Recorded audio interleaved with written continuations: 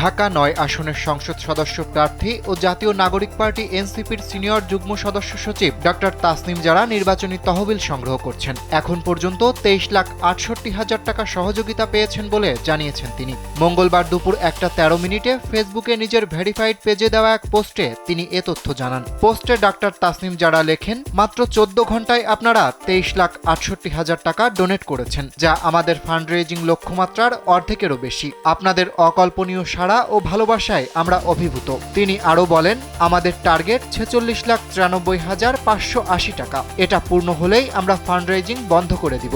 এর আগে এক পোস্টে তিনি বলেন, এতটা অভূতপূর্ণভাবে আপনারা পাশে দাঁড়াবেন তা সত্যিই আমাদের কল্পনার বাইরে ছিল। আপনাদের প্রতি আন্তরিক কৃতজ্ঞতা। এদিকে রাত 2টার পর থেকে নির্ধারিত লিমিট অতিক্রম করার কারণে বিকাশে আর টাকা পাঠানো যাচ্ছে না। আপাতত ব্যাংক অ্যাকাউন্টের মাধ্যমে ডোনেশন গ্রহণ করা হচ্ছে বলেও জানান তিনি।